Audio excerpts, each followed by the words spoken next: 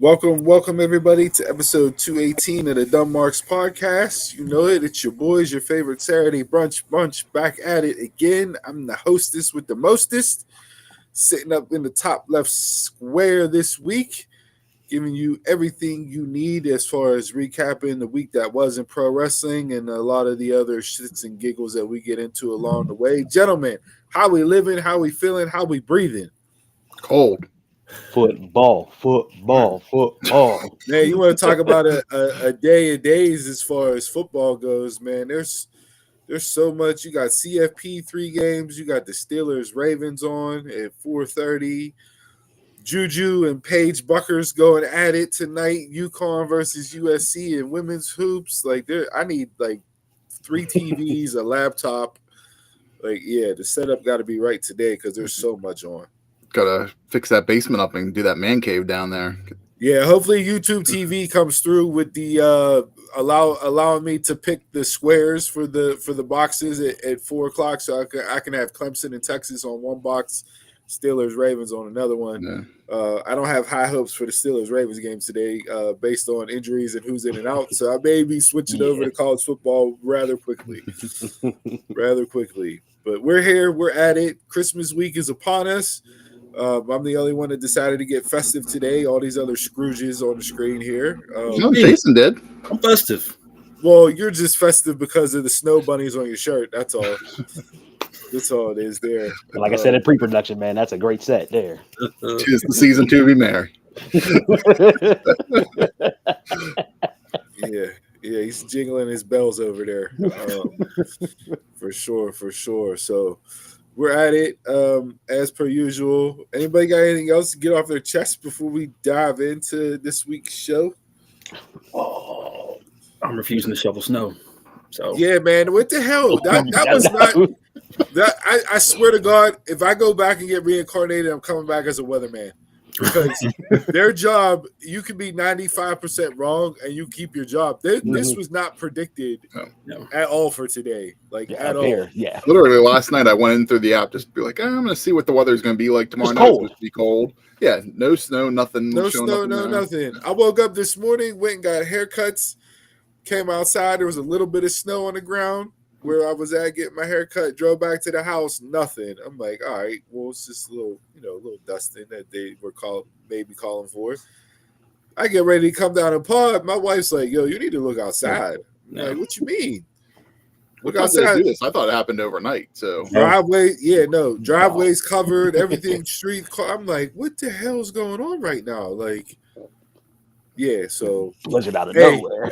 Look, it's going to snow today, and it'll be 48 degrees on Christmas. So there's your Pittsburgh weather forecast because that's typically how it is. Look, I'm telling my family, I'm texting them as soon as I get off. Look, when y'all get y'all package delivered, send that extra instruction. Just throw the shit down the steps. That's it, because I ain't shoveling shit. He's a fuck the delivery work. Just like do the delivery truck. Just pass. Forget leave on the side porch. Just throw the shit down the steps. Pass. So we got a jam-packed show today, even though there's no pay-per-views, no specials to get into and cover as far as predictions go. ROH Final Battle was last night. We may or may not touch on it. But we got Wrestling Roulette this week. Back at it again. 6 topics sprinkled in throughout the show. I'll let these guys pick a number 1 through 6 and throw a topic out there for us to debate and get into it. So we'll sprinkle that in the intro here, as well as after Mount Rushmore and after Mushes of the Week. Another Saturday, another pod. There we go. That title expressly laminates Jason's eating habits. Pretty much.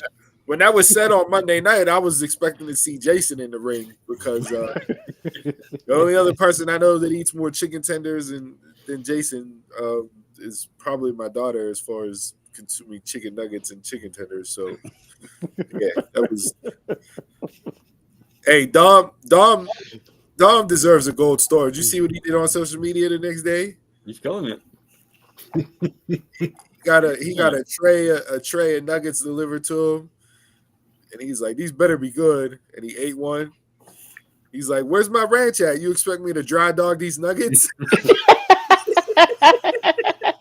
Yo, this guy out of control. Dry Dog and Nuggets is crazy. I was debating to make that the title of the show this week, Dry Dog Nuggets. But yeah, no, we're here. We're at it again, DJ. Thanks for tuning in. So yeah, let's get into it. Wrestling Roulette 1 through 6.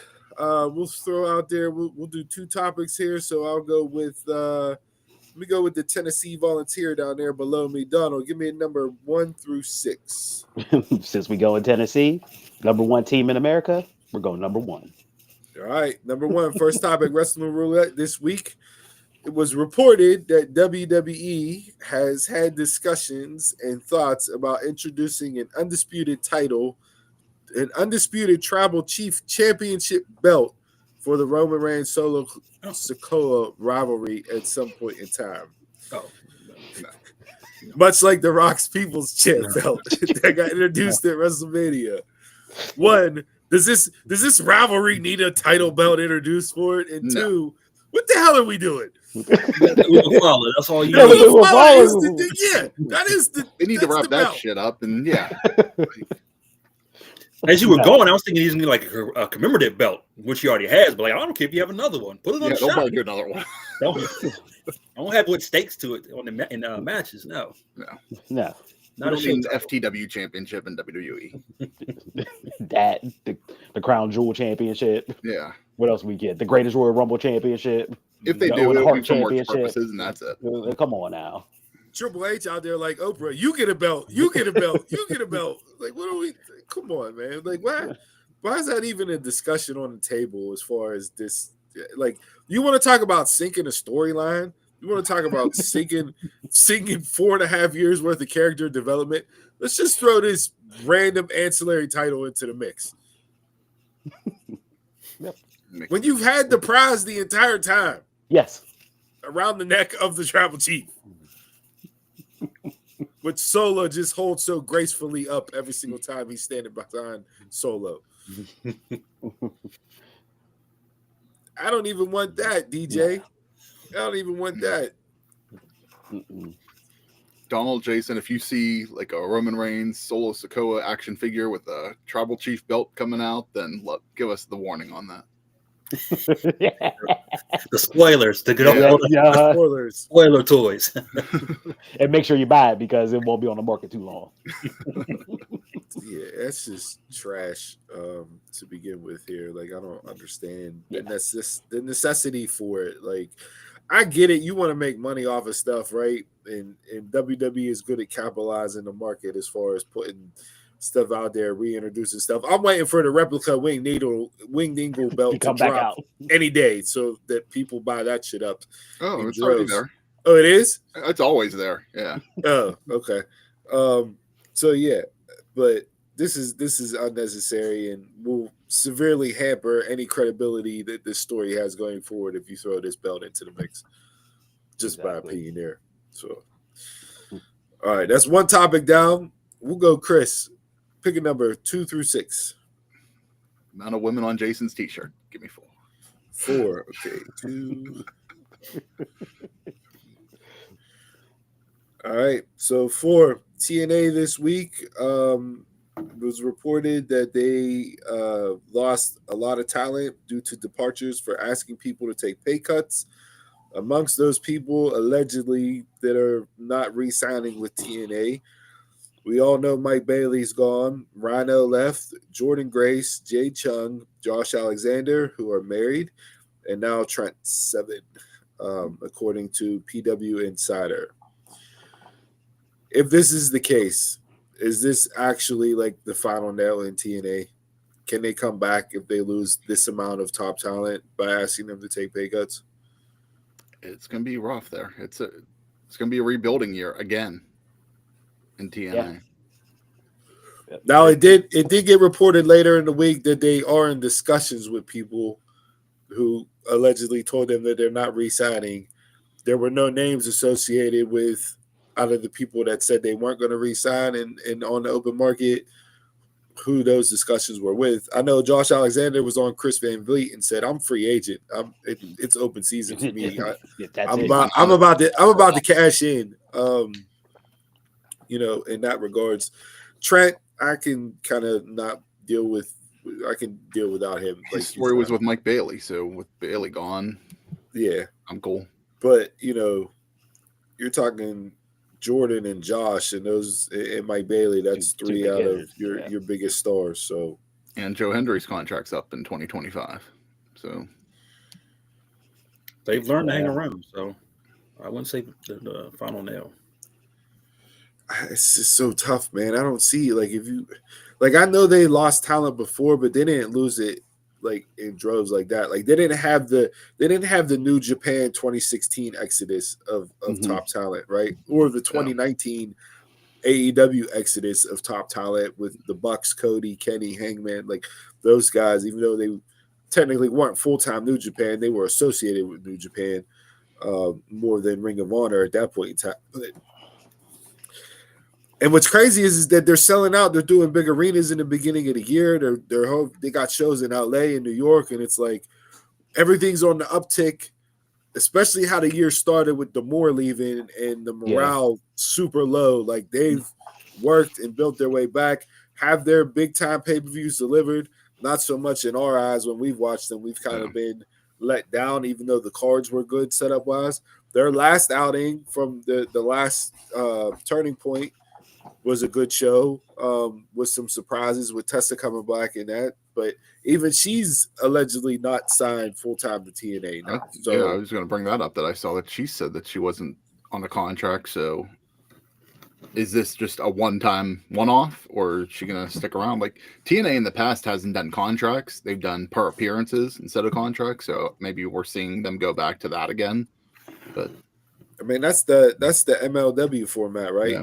Like you come in, you sign, you're there for 6 months for so many dates. We build you up, we put you in a story, and then you move on and go to your next thing. So, but with MLW though, they had their core of talent signed to bigger deals. You had Jacob Fatu signed to a bigger deal. You had Hammerstone signed to a bigger deal, right? Like you had people there that were your benchmarks that whoever came in could work with, help elevate the promotion, and then move on. Everybody comes out smelling like roses. I just don't know if TNA. This is very concerning to me, especially with the partnership with NXT. The old you're going to fold into developmental, like you're just going to be the bridge to WWE now. Like I don't know, man. There's a lot that concerns me with TNA moving forward. I mean, they must be happy because I've never seen them announce 2 big events pre-sales before a pay-per-view. Like usually like at Genesis, they'll announce Rebellion. And even before Genesis, they're announcing the on sale for Rebellion and Slammiversary. Like I've never seen TNA do that at all. Yeah, and that's the craziest thing. Like, so when this dropped, when these names in this report dropped this week, I'm like, what is going on? Like, this makes no sense. They just talked about LA and New York and doing shows in both cities and selling out and everything else. And it's like, now you're lowballing talent? Like, what are we doing? Now's not the time to get cheap. Now's not the time to turn into Pittsburgh Pirates. You don't want to pay talent. Yeah, very true. They want to move, get like a new place, like to get more all eyes on TNA. You need to invest in the talent to get those eyes on TNA. Yes, you do. Because the networks ain't going to look at it that way. They're going to be like, look, you have nobody. We're not investing. What's like, Steve, you brought up the MLW formula, and I saw this week that their action figures were released. 2 of their action figures, Jacob Fatu and Hammerstone. Right. Who are no longer weren't even there. Yeah. Same thing with TNA. They're gonna, I think their action figures have dropped or dropping the end of this year. Jordan Grace is in it. Josh Alexander's in it. They're not gonna be part of TNA. I think Maple Leaf Pro has the traveling Canadian wrestling based promotion on lock there, DJ. And TNA got too many talents that are stateside. That but we'll see. I don't know. Like I said, it's something that concerned me, considering how many lives TNA has had, and you know the Black Cat with 9 lives. Well, they're on like life 77. But is this going to be the final be one? it? Like, yeah. All So someone's we'll going to do is name a good price for Anthem. I'm sure Anthem would be more than willing to take care of business. Yeah, but they're starting to make money. It's just it's so confusing right now. Like it's the opposite. Like the announcement of TNA coming back at the end of last year. The amount of buzz that the first pay-per-view had, then D'Amore gets let go. Then you build yourself back up again, and now we're 12 months later, and you got this coming out, and it's like, come on, man, what are we doing here? So, hey, let's start off the new year with this, just like last year. Exactly. So we'll see. We'll keep an eye on that as the new year approaches and how that plays out there. So there's our first 2 topics from Wrestling Roulette. We'll sprinkle in the remaining 4 as we go throughout the show. But with that being said, let's start the Holly Jolly season off with some positivity and get into our Mount Rushmores this week. So Jay, since you didn't get to select a number starting off, we'll go with you to give us our first Mount Rushmore this week. What you got? I got a 1A and a 1B. My 1B is the Women's Championship vignette they had on NXT, where they went through everybody, good package. Not everybody. Not everybody. Who didn't get their flowers? Indy Hartwell was not in that package. She wasn't? Indy Hartwell was NXT Women's Champ. She did not get her flowers after she was let go. They decided to not put her in that package. So I'm going to have to run that back. Check. But yeah, it was done well. I was like, okay, so-and-so's missing. Oh, she pops up. So-and-so's missing. Oh, she pops up. And they, with the exception of Indy, everybody got their flowers. Well done. But my 1A has to be Axiom. I'll give it to Nathan Frazier too, because the 2 this weekend, not the whole week, the deadline for Nathan Frazier and Tuesday for Axiom. You talk about 9. You talk about 9 lives for a tag team that won't lose the belts. Jesus Christ, these guys, man, they like thrive in chaos. When you think they're going to lose and it's stacked up against them, and they only have one person operating at 50%, and they're not even out there as a tag team. It's a handicap match. They still win. Still going. Yeah. That was a good match on Tuesday night. I enjoyed that match. And to me, they're the perfect blend of high flying and storytelling in the ring. They've had some of my favorite matches this year. Yeah. Looking back at it, I know we're going to do our year-end wrap-up show in January. So stay tuned for that when we give out our year-end awards here at the Dumb Marks Podcast. But they've had some classic matches this year that were unexpected. Like them versus Chase U was unexpected, and that over-delivered in droves. So it's every week I'm like, wrap it up, and then they deliver in the ring, and I'm like, you know what, I can watch one. Give me one more.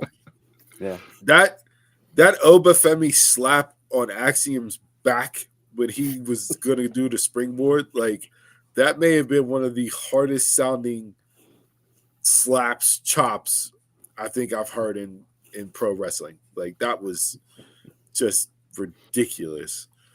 But kudos to them for battling through and coming back again. I don't know how much longer they can hold on to the belts, but I like what they're doing. Just like I'm not picking against Yeah.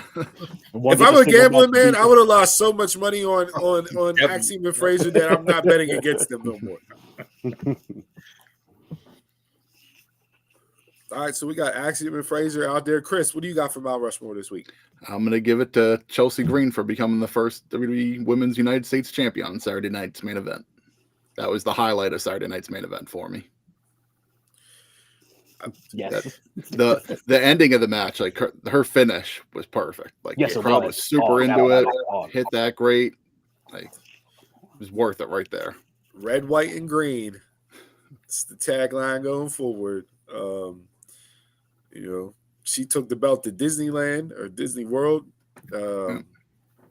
there to celebrate. Like I mean, Bully Ray summed it up best on Busted Open, but we've talked about Chelsea on here a bunch too. Like The woman is must-see TV. She does not miss. She maximizes every single appearance, period. She has social media on lock. Like, if you're a up-and-coming wrestler and you want to see how to get yourself over on social media, there's certain people that you follow. Chelsea is one of those people that you follow, and you study and pay close attention to what she does and how she moves, because the girl knows how to get over. And people don't even really realize how good of a wrestler she is because of everything else that she does well. You know what I mean? Like, she can go in there and have 5-star matches.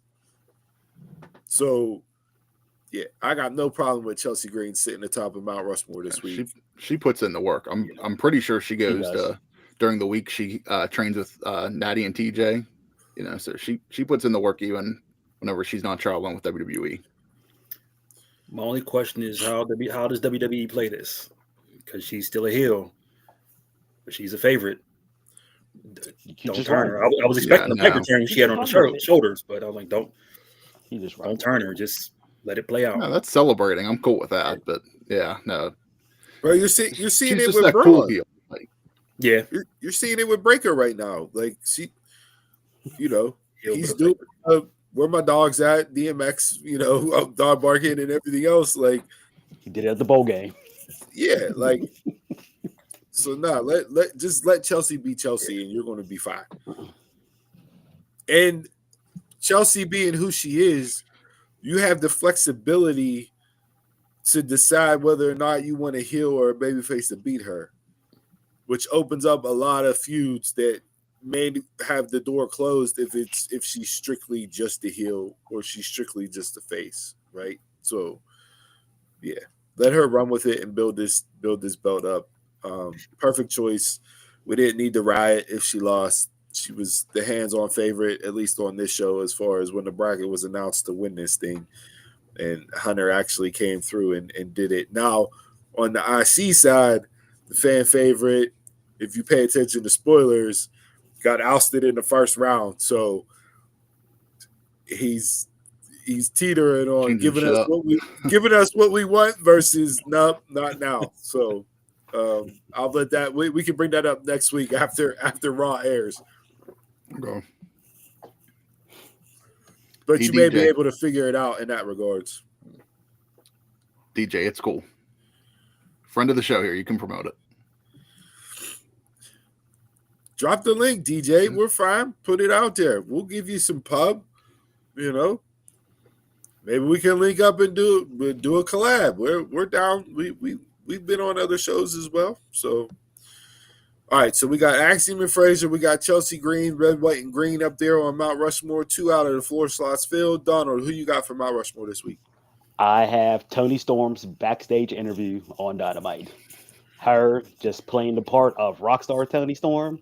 And then the interview guy just keep asking, so what about Timeless? And she was like, what do you mean it's Timeless? I'm happy to be here at AEW. No mention of Timeless at all in her persona.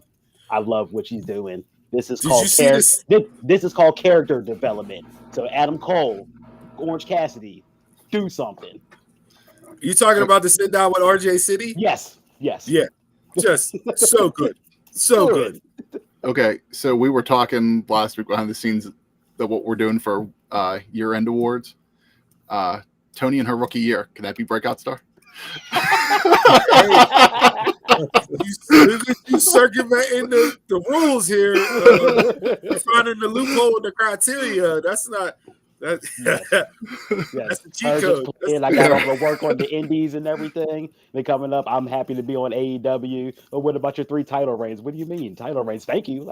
Yeah, but I didn't get them yet. Was it on Dynamite or was it the one on Collision where she was like, "There's Mark Briscoe"? Mark. That was on Collision. That was on Collision on Saturday. Yeah. But no, Wednesday, that sit down with RJ City, that was the most entertaining thing on Dynamite this week. Yes, it was. Yeah, like, just playing it up. Toni Storm, she's 101. Mariah May, best in the world. So yeah, I mean, see now this is like when you look back, right, and you go, how did WWE drop the ball, right? and you look at Swerve from the men's side, even though I think Hunter would have gave Swerve his just due, I don't think we would get this Swerve in WWE that we've gotten in AEW just because of the freedom that he has in AEW, right? But you talk about men and women that drop the ball that are must-see TV, that are money and everything else. You have Swerve and you have Toni Storm. And it's like, look back to how she ended. She had, what, pie in the face and Charlotte and whatever else, like dumping shit on her at the end of her run. And But She did they was drop the ball? crying, literally crying. Did they drop the ball? She didn't even have time to evolve. what? But that's what I'm saying. Like, how do you, like, Don't forget, nobody cared about Toni Storm until she was timeless. So how long was that? well, she flipped right away. Remember, she came in as Toni Storm. She lost She to did Rockstar. Yeah, she did. Yeah, she was Rockstar. She was Rockstar for a while. No, it was only a couple months, if that, because she flipped. Remember, we brought it up here. I brought it up here. I'm like, why is Toni Storm coming out in black and white throwing shoes out of nowhere? Like, just overnight. Like, she lost. Yeah, she just had the robe on. Character. Like, I didn't understand it at all. Like, the transition into it made no sense because it wasn't done over time like you normally see. It was just a hard stop and restart with this new character. So, like, she immediately flipped into it. But I mean, she did the same thing kind of with this. Like, she's talking about, I'm retiring from wrestling, and then next week she has amnesia. So it's like very, very much similar, but I'm entertained by it, so I don't really care. Yes, it is. I give it the pass, but It's the only, except for Hangman, it's the only character growth I see in AEW. Because I don't see it anywhere else. yeah, so we got Toni Storm, just entertainment upon entertainment, right? So my 1A and 1B both are women. My 1B I'll save because it'll be part of one of the wrestling roulette numbers. My 1A for this week goes to a woman who has held a women's title for almost 2 years, if not over 2 years. She has main evented 3 straight pay-per-views. First ever woman, along with Billy Starks, to main event in Hammerstein Ballroom on a pay-per-view. And won last night. And the woman that I've been screaming for on this show for months to get on Dynamite. My Mount Rushmore this week goes to Athena. Just consistency. For as entertaining as Toni Storm has been on Dynamite and what she's done with the timeless character, Athena has done that in ROH with her minion overlord gimmick. And not only that, but she's put on consistently great matches in ROH. And the fact that she has not been out there for 2+ years on Dynamite is a crime. I know she had some interviews this week where she said, I've had conversations with Toni about doing stuff on Dynamite, doing stuff on Collision, doing stuff on Rampage. That time hasn't come, this, that, and the other. She's building up a feud with Mercedes. Them two have been throwing barbs at each other back and forth this week, which is tremendous. Give me that. Like, have that be the main event. Mercedes versus Athena at Texas All In for the AEW Women's Championship. Like, book that now. Like, that's all you need to do is put them two out there. You're going to get a classic 5-star match. So, Athena, for me, Mount Rushmore this week, just based on the consistency over a period of time and constantly delivering when she's been called upon. I was expecting Billy to beat her just based off of, like, what I've seen online and maybe her getting a quote-unquote call-up to Dynamite in AEW, but the fact that she retained last night, continue to run with it. She is Mrs. ROH, the pillar of ROH, the one that's held ROH up on her back the entire time that it's been under the Tony Khan umbrella. Athena, for me, Mount Rushmore this week. I just wish I could see it. Yep. As we know. Is it on TV? I mean, well, a paywall, but Yeah. I didn't like. I enjoyed the match last night with her and Billy. Was it as good as their first one? I don't think so. I'd have to watch them both back to back to decide. But like the fact that they went out there and main evented last night when you have Chris Jericho on the card, and I know Jericho's not a true Ring of Honor star, but Jericho's name is Jericho, right? It's 30 years in the business as being a top guy, and also his opponent Cardona is probably the top indie guy out there. So you have two. Guy that runs Hammerstein now, pretty much. And yeah, the guy that owns Hammerstein, exactly. You have two big name male stars in a match for the Ring of Honor World title, but yet your ability and what you've done allowed you to be in that main event spot and close the show. Yeah, that's why you deserve to be on Mount Rushmore this week. I'm not taking anything away from her. I just wish we could see her more. So, it's coming. I truly believe it will happen, and when it does, I think a lot more people will add her into the list of top tier women's wrestlers. But she was, prior to her getting injured in WWE, she had that moniker with her. Like she had the gimmick, she had it, and it just didn't work out based on injuries. She's another one that has come over and has succeeded and blown everything out of the waters for what she's done. If Ring of Honor does get on like True TV or whatever ends up happening with them, I hope she stays on there for a little bit just to help elevate Ring of Honor for a bit before she moves over. But whenever you have all these other people on Ring of Honor, and we can beat this dead horse to death, really, but it's like everybody tapes with Ring of Honor on AEW, and you have everybody else on there and not her. It just doesn't make sense. It doesn't. But that's AEW for you. There you go. All right, so that is the Mount Rushmores this week for the Dumb Marks podcast and pro wrestling.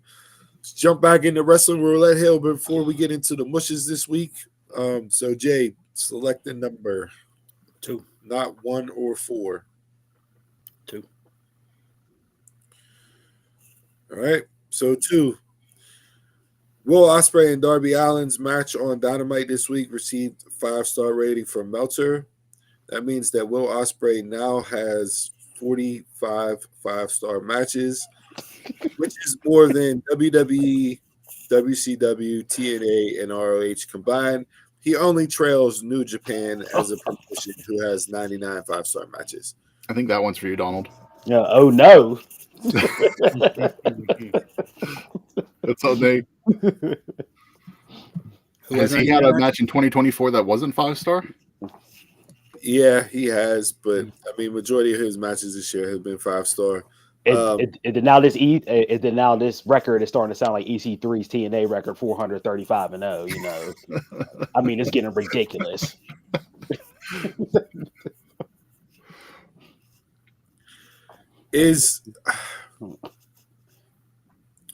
My question is with this, is it at a point now where it's going to cause people to turn on Ospreay because it's just now, oh, you're Meltzer's guy, you just automatically get 5 stars? Why should it? Just enjoy the in-ring content. It Doesn't matter has, what the ratings are. But I mean, you're not gonna turn his diehard fans. So yeah, like it just makes the people who hate the flippy dippy stuff make them hate him even more. But he still has his diehards. Yep. As long as you like no nobody selling. brought it up. As long as you like no selling, who cares? I mean, since you brought it up, as it wasn't on anybody's Mount Rushmore. I mean, him and Darby, for as good as that match was, there was some shit that happened in that match that made no sense. Of course.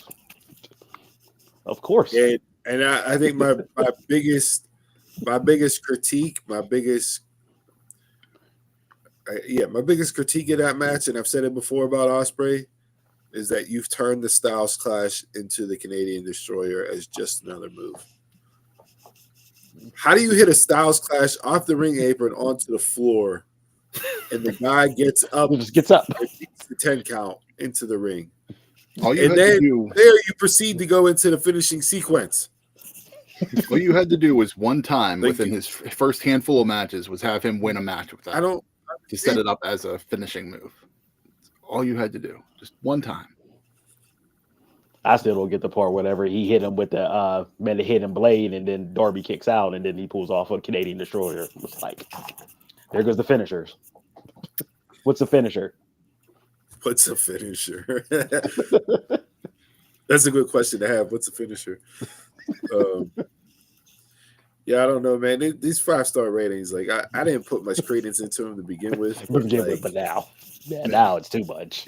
Anytime Ospreay just steps into a ring, it starts at 5 stars. Yeah, it only goes up. It doesn't go down.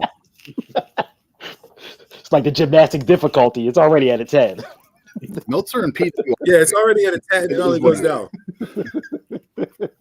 That's it.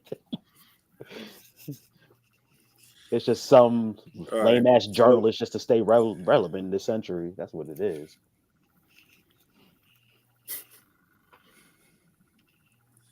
Where's the rose-colored glasses? All right, Donald, we'll circle back to you. Pick a number, not 1, 2, or 4. Give me 6. 6. All right, so 6. Mercedes Moné and Hazuki is currently rated the 4th highest wrestling match of 2024 on Cage Match. The matches that are above them two are Bryan Danielson versus Will Ospreay, Danielson versus Swerve, and Danielson versus Zack Sabre Jr.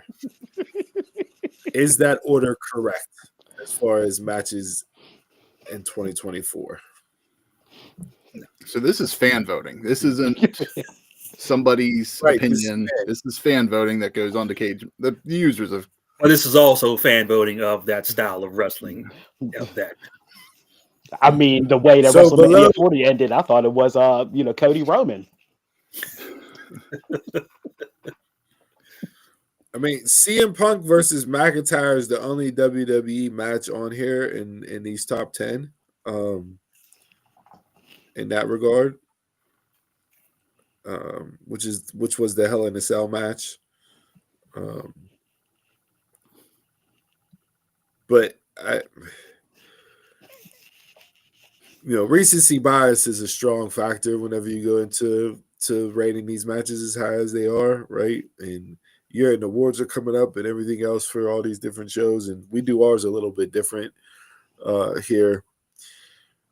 But that match between those two on Sunday was fucking phenomenal. Like, top 3. What do you have in the top 3? As far as women's matches? No, a guy who tells stories in the match. Oh, Danielson. Yeah. That's why you won't have an Ospreay. Would never make that top. But yet he has. Well, Danielson versus Ospreay is number 1. So. Don't worry, next year he'll be up there. Danielson versus Ospreay is the highest rated match with a 9. Who do you have in it? You have Danielson. I mean, I'm not going to complain about it. So. Or Cody. So, I mean, it's number 4. It's the highest rated women's match on Cage Match out of the year so far. I think the problem with this so a lot of people were online claiming the fall from grace from Mercedes, just because they have not liked what she's done in AEW. Her and Anna Jay this week, their match on Dynamite peaked at like 737,000, which was the highest rating for Dynamite this week as far as consistent viewers. So, and I thought that was Anna Jay's best match in AEW. It's just they're not putting her with the right dance partners. I don't know. Her and Statlander had a hell of a match that last month on the pay-per-view. Yeah, but that was one time. Like, but she had that match, then she has this one this month. I mean, maybe things no, are I'm not getting saying, better. I'm just saying, like, the fall from grace crowd is it's tainted based off of some of the writing and storylines and everything else. Like when you look at when she's in there with people that can go in AEW, a la Statlander, or she's with somebody that has vastly improved in Anna Jay, it's Mercedes being Mercedes and is arguably top 1 or 2 in the world from a women's wrestling perspective. Like it's the Sasha Banks that was the number 1 of the horsewomen, Sasha Banks. Like she's still that. That hasn't gone anywhere. It's just when all you giving us is Chicago, say hello to your CEO, or Boston, or whatever city, and that's the tagline. Like, and the stench of the Camille storyline that's gone on. Like, I can see why people are bitching, but she just reminded folks on Sunday why she is still one of one and is up there. So if you haven't seen that match, go out and find it. I don't. New Japans are always hard to find if you're not subscribed to New Japan World. They do a pretty good job of taking down content on the internet. So if you can find it and watch it, because it definitely is worth a while as far as a match of the year contender. Not to At some point, I'll check that out. All right. So those were our next 2 topics there as far as wrestling roulette goes. So let's jump into the mushes this week. We'll go same order. Jay, give me your mush of the week this week. All right, mine is stupid, but get Braun Strowman out of here. You have Mello come out and call out a giant, and you're just sitting there throwing palm trees at him. You're a giant. What are you doing?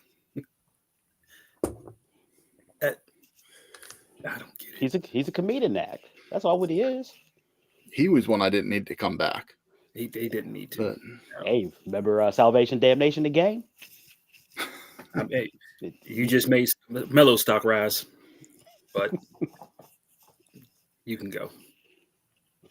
That was the stupidest thing I've seen this week. I mean, if Braun's not on my TV, I'm not going to be upset. And you made him Santa. That's It's that time of the year. Come on. I was going to say, that's about as jobber as you get in WWE. I think that was better than the classic Miracle on 34th Street fight, or that's next week.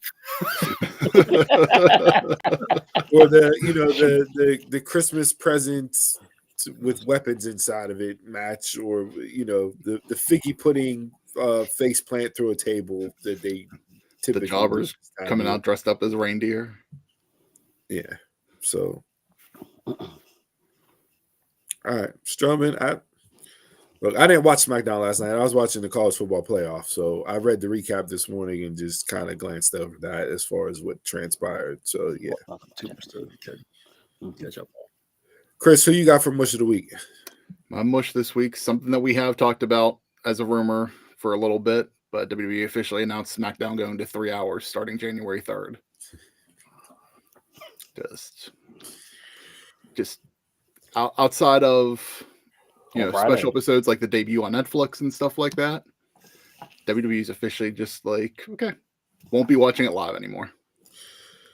I told you that we did discuss this previously when the rumors first started, and that they were going to go to 3 hours initially starting out, and I guess kind of have a pilot of it for the first couple months of the year to see fans' reaction, etc. Right? I don't think the deal changes as far as money wise goes from USA, etc. If they were to jump back to 2 hours, but 3 hours on a Friday. I mean, we saw what Rampage does from the 10 to 11 o'clock hour viewer wise. It's hard enough on a Friday, and to expect people to sit down and watch 3 hours of SmackDown when it's rumored that Reigns is going to be on Raw, that Cody possibly on Raw.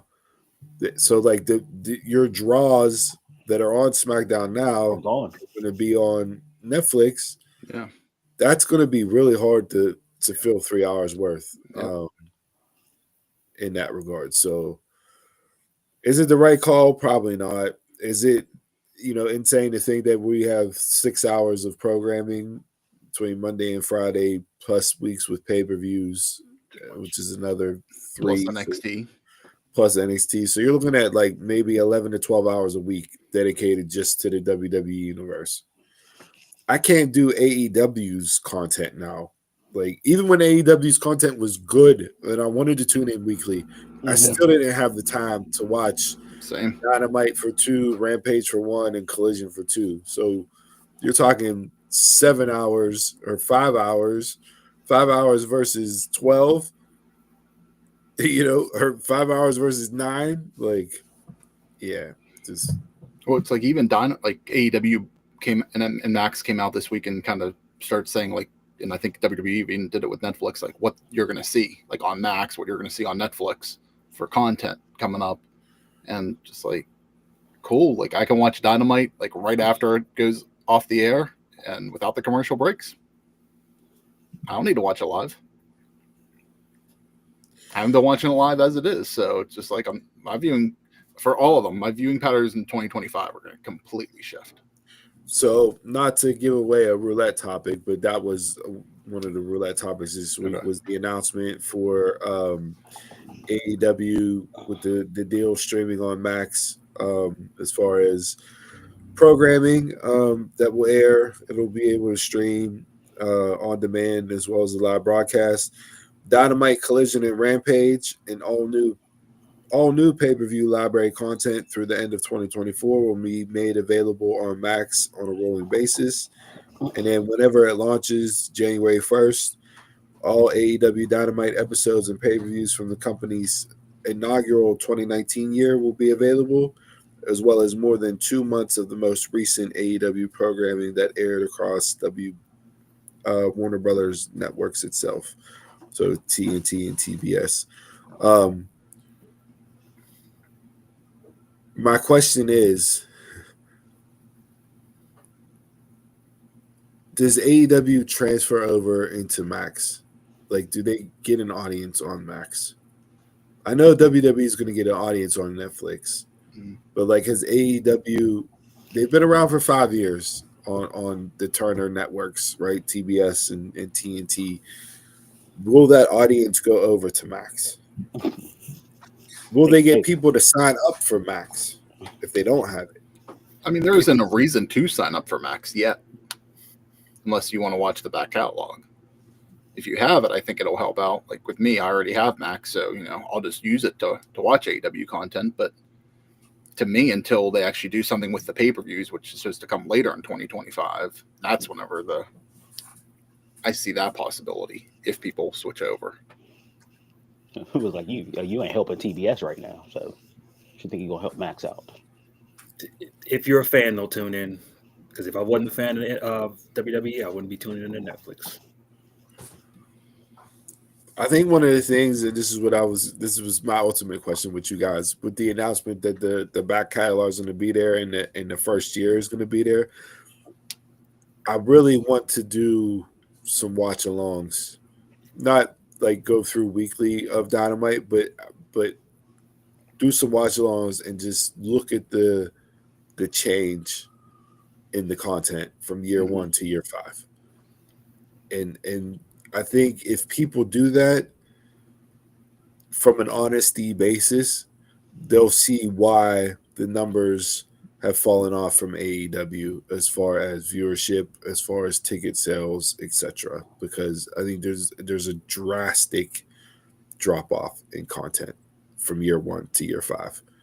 And now you can see it, you can review it, you can look at it, and not just like play back in your head, but like really dissect it. And I think it'll be glaring, the differences in the product. I mean, I've said it before when we cover the pay-per-views. You're now on a monthly pay-per-view basis holding a 5-6 hour show. Whenever it was different, when you only had Dynamite 2 hours every week and you had the pay-per-views were only quarterly, I could maybe understand why you were cramming so much into a pay-per-view. It's completely different now. Like, they need to change things up to fit their current model. Yeah, and all I see for next year is, oh, these production changes. Wait till January 1st. These production changes are not going to make me tune into the show. No. Is it going to enhance my viewership of the show? And maybe, but that's not going to drive me to tune in on Wednesdays because your production changes happen. Yeah. If that's what you're banking on, people drawing people in is because you made production changes, what are we doing? Hey, they have made our jabroni quite a few times, production wise. So, yeah. So, all right. So that's a mush there, and that's a roulette topic off the board. So we got a 2 for there with Chris with his mush and tying into the roulette topic there. So, all right, Donald, your mush this week. My mush this week is WWE got to stop with having the stuff after the show goes off, because I thought I was done with Saturday Night Main Event. And you know me, my wrestling habits, like watching, is completely changed. I didn't know about stuff until like almost Tuesday on what happened. Like this stuff got to stop. Like, I'm not into it. I know it's just to give their social media reps and all that stuff a quick reach around for themselves. But hey, 45 million views and all that, you can have that. But you have to stop because it is too integral to the story not to show on air. Very too integral to the story not to show. So I put that was the best part of the story. But so, yeah, but you got to show it on TV because people don't have access to social media. Hold on. Access to it. They recapped it on SmackDown last night with a video package before KO cut his promo. Because it's on TV now. It's on TV now, so it happened. It's on TV now, but not then. Not This then. Because I was like, how the hell did KO get the belt? You know, I already chalked it up, went to bed, like, okay, I'm done. This and that. Then I come see this. Got more buzz than them put it on air. Yeah, that's what I saw. That everybody was more excited about what happened after Saturday night's main event went off the air than what actually happened on the show. But yeah, but no, I think that would have been a better ending. I agree. I think it would have been a better ending to the show. And if you're getting too close to the show, if you knew you was going to do this, cut other matches. Cut some time of the other matches. And then I put it as like in Infinity War. Hey, Thanos get the snap. The movie just completely ends. You run into Endgame. Where's the other half of the cast? That's all what it's like to me. Like, you have to put it on TV for me to watch because I'm not clicking on everything or social media wise and all that stuff just to watch it. But you saw it though. I saw it late. You saw it. That's all in late. I just saw KO walking around with the title. Was like, what did this mean? Oh, you want to talk about somebody else that is absolutely nailing it on social media? Kevin Owens walking around the Netflix premiere with the Winged Eagle belt, and then just putting his face over top of Cody Rhodes. Steve first. That I always say too. What I was saying was okay. Go ahead, Donald. Oh, I was going to say because it's way off. Steve, go ahead. No, I was just going to say KO walking around the Netflix premiere with the Winged Eagle belt, talking about he's a champ and putting his face over Cody Rhodes's billboard / photo with the belt, and then Drew following up and saying, "Hey, Kevin, I'm going to copy your homework, a la Jason," and put his face over top of Priest's photo with the belt. It was just tremendous stuff. Like, Steve, I think you're going to get your wish about the blue cage. I hope so, man. This week, I was just like, after everything with the Raw thing on Netflix and then last night on SmackDown, I was just like, I think since they're already hyping up the next one in January, I was like, maybe Battle of the Belts. Battle of the Belts. But yes. Yeah, that's what it pretty much was on Saturday. Yes, it was nothing but Battle of the Belts. I saw a lot of people unhappy with that. That's all I really saw was unhappiness with Saturday night's main event. Like saying that it was just a televised house show and it didn't deliver at all. And the nostalgia didn't do, outside of Jesse, the nostalgia factor, the Wayne Eagle and Jesse, outside of that, people were not happy with it. I personally, give me the red, white, and blue ropes back. Yes. All the time. Yes. Like, sign that petition ASAP. Let's make that a permanent thing. Jesse Ventura on commentary was a reminder of what a heel commentator does. Agreed. And I thought Corey Graves did a great job of channeling his inner Jesse Ventura, talking about Johnny Gargano last night. The hatred that he spewed for Gargano last night was, I could have sworn Ventura was sitting in the booth right there. Like, that's heel commentary 101. You know, Jesse, Cody's using the chair. What the hell is using the chair? Look, like, I was just waiting for him to throw out a Monsoon reference because I could harken back to him going back and forth with Gorilla. Like, so yeah. Well done. Basically, that's what it is. I mean, we used to get on previous shows we had years ago, we said, hey, people pulling off great promos and that stuff on social media. Why not do it on the show themselves? This is a clear example of that too. And coming up now, you have, if you're going to have 3 hours of SmackDown, you're going to have Infinity Time for Netflix. Yes. Why not put this stuff on? Yeah. No, I agree. Hey, listen, if they bring back that blue cage and they put that out as a marketing ploy, like I said earlier in the show, I'm buying it. Give me a fucking life-size replica. I'll put it up in my front yard. Swear to God. You'll be driving down my street and seeing me and my wife in a cage match right there. It's like what you do on your own time. You're just gonna have JR on the PA. My God, son of a bitch. Helmsley, you son of a bitch.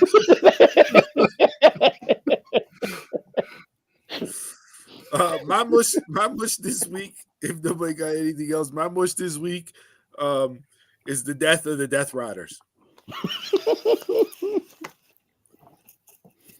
The death of the Death Riders. You're overlord that's supposedly Darth Vader and taking over the entire universe of AEW circles around the ring and gets a roll-up small package victory and then runs through the crowd. Only to come back and form the surround the ring with the rest of the Death Riders to what? Get run off by 3 baby faces. I do not care about Jon Moxley. I do not care about what Jon Moxley says. I do not care about what Jon Moxley wears to the ring. I do not care about the Death Riders. I don't give a damn. Have Pac show up in his wrestling trunks in every cold city in North America in the wintertime. I don't care. This is the worst thing AEW has done. They have buried this storyline. They have buried these individuals. I don't care if Claudia comes out tonight on Collision and swings Darby Allin off the top of the arena where they're at into some bed of Jagger bushes that are lined up outside. I don't care. That's a Pittsburgh word for those people that don't understand that one. We have the Infinity. This last Infinity Stone. Are you the last one to turn? You're the last one to turn. Welcome. We've been waiting for you, brother. Omnipotent power. Your cryptic promos giving out Christmas presents as title matches to small package victories to running away to coming up, showing up in the World's End. The World's End premiere commercial was him driving in a Ram truck, getting out in the middle of the Nevada desert. They're just standing there looking grimacy. Now we're going to officially change this podcast to a Hate Moxley podcast. If y'all are going to hate Moxley, what am I here for anymore?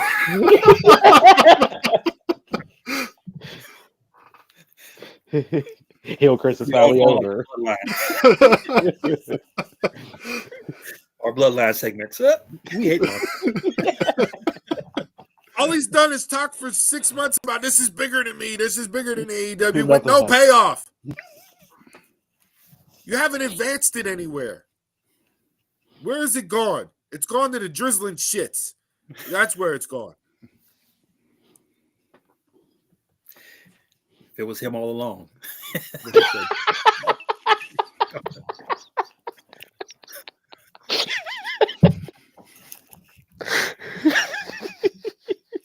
I couldn't believe that on Wednesday night.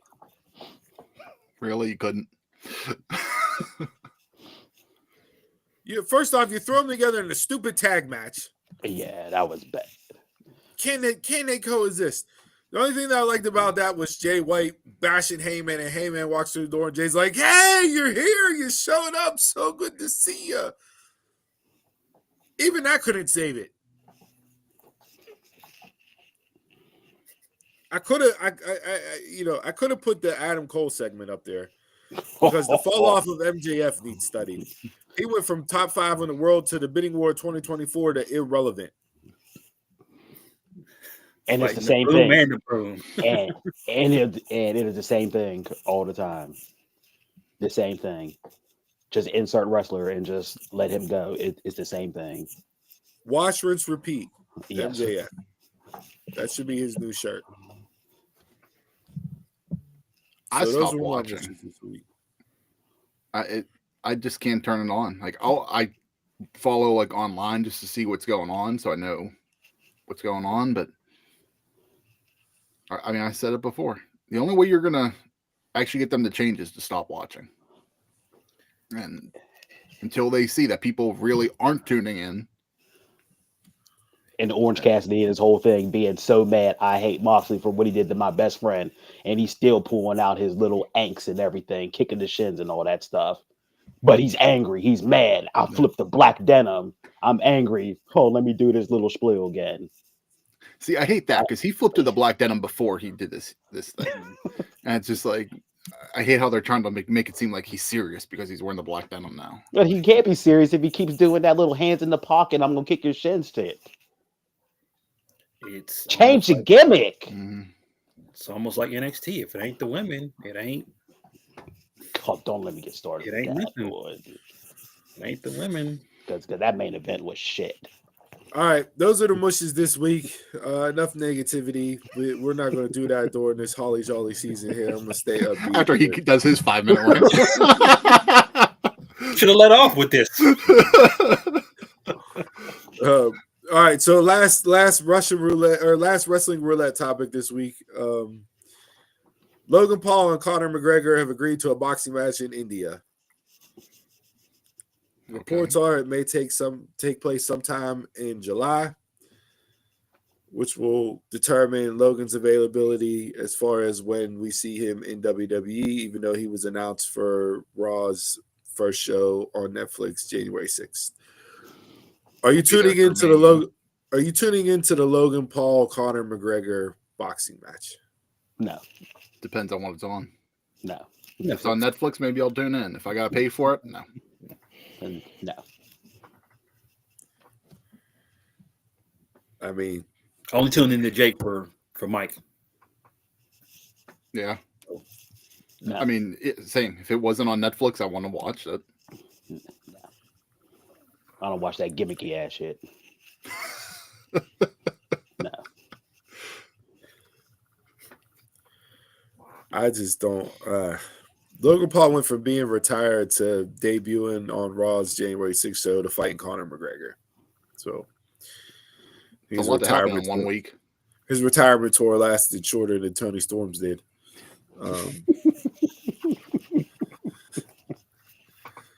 But this is why they say boxing is dead. Because of this stuff. That's going to draw more money. Yeah. Than other stuff. That's all it's there for. You were there for Tyson, but that women's fight was the match of the night. Yeah. All right, so that was the wrestling roulette topics this week. We've covered Mount Rushmores and mushes. Let's get into the game this week here. We got our wrestling Christmas wish list.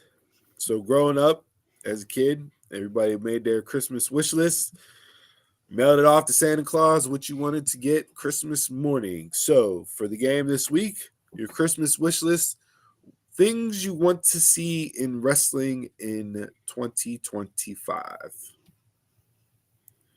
Don't got to be a long wish list. Just a couple items that if you get it in 2025, your Christmas morning was a success. TNA to get their shit together.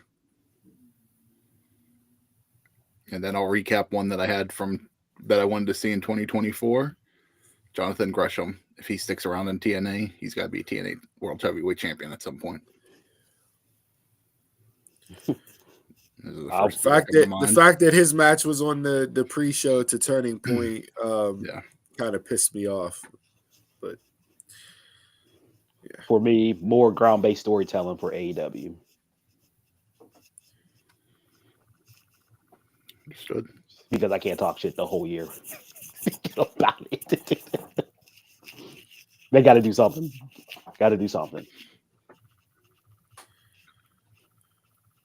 Jay? Bianca back on top.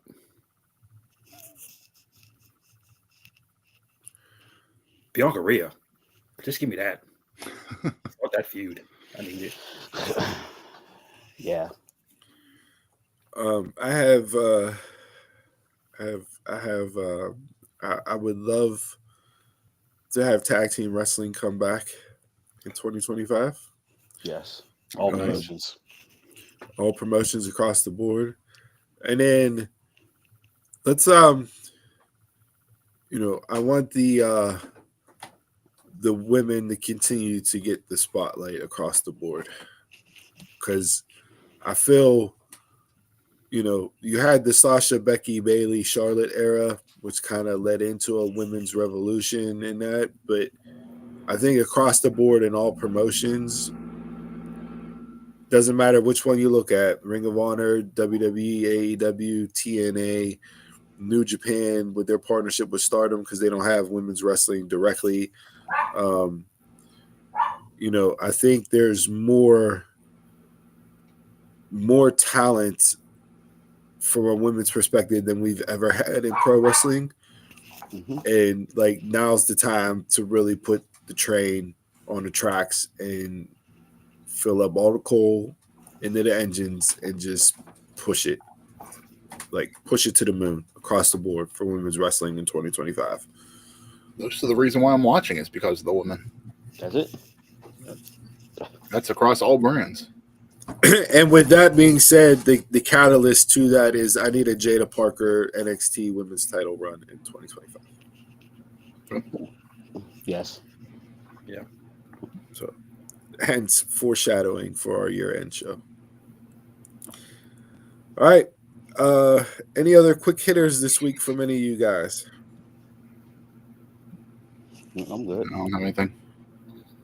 Nope, Pretty much covered everything on my end.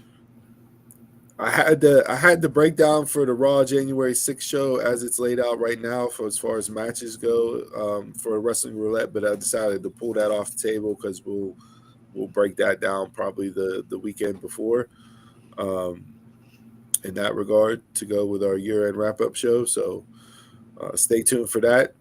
As always, follow us on all social media platforms at DumbMarksPod. Email the show at dumbmarkspod@gmail.com. Head on over to prowrestlingtees.com/dumbmarkspod. Taquan, your shirt is en route. I told you, Big Jolly Man is supposed to deliver it. There's been some shipping delays, but it is on the sleigh. So those of you that are out there, Taquan's not in the comments today. The shirt is in the sleigh. So DJ, let Taquan know his shirt is in the sleigh to be delivered. All right? Should have been here. Mr. Champ. Get cancel order right now. Well, they're on strike right now too, so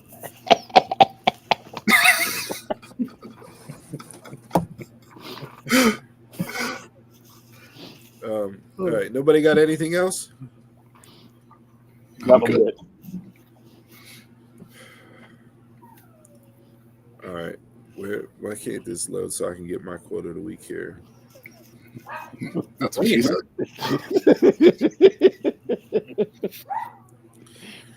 All right. So Have a happy holidays. Enjoy yourself. Be safe. Friends and family. Take some time to relax, recharge this week. But this week's quote of the week, a wise man once said, "Forgiveness is divine, but never pay full price for a late pizza." Forgiveness is divine, but never pay full price for a late pizza.